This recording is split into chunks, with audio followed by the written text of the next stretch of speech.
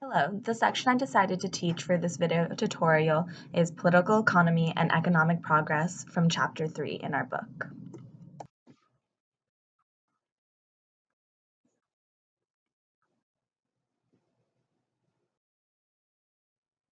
Innovation and entrepreneurship.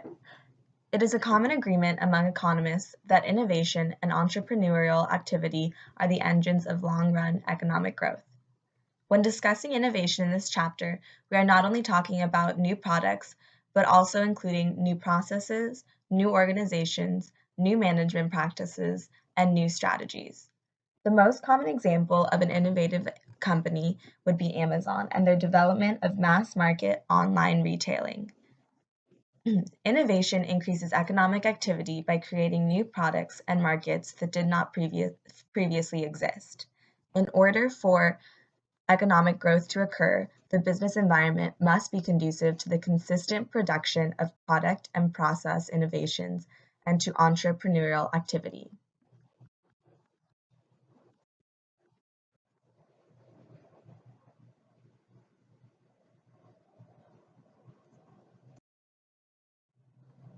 Now the question is, what is required for the business environment of a country to be conducive to innovation and entrepreneurial activity?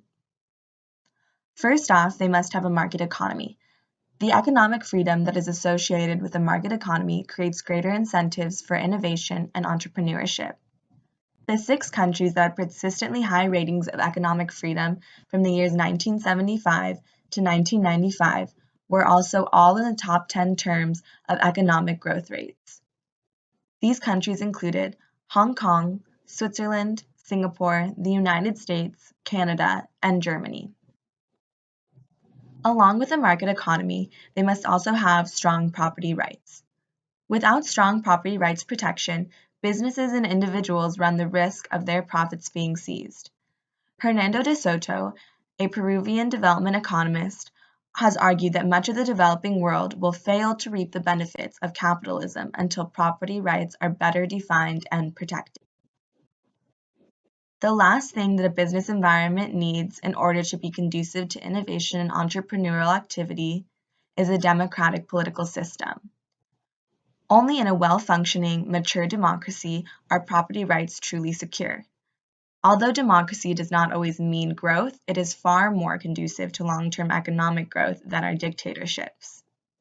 Democracy may not always be the cause of initial economic process, but it always seems to be one of the consequences of that economic progress.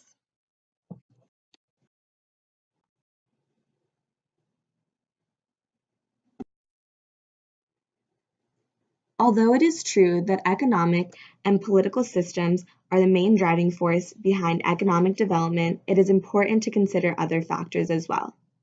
Factors such as geography.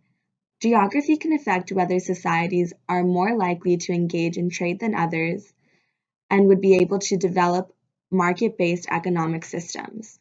Jeffrey Sachs conducted a study on economic growth rate between the years 1965 and 1990. He found in his study that landlocked countries grew more slowly than coastal economies, and that being entirely landlocked reduced a country's growth rate by 0.7% per year. Along with geography, we also must consider education. Nations that invest more in education will have higher growth rates because educated population is a more productive population. In the 1960s, South Korea and Pakistan were on equal footing economically, but 30% of Pakistani children were enrolled in primary schools, while a whopping 94% of South Koreans were enrolled in primary schools. By the mid-1980s, South Korea's GNP per person was 3 times that of Pakistan.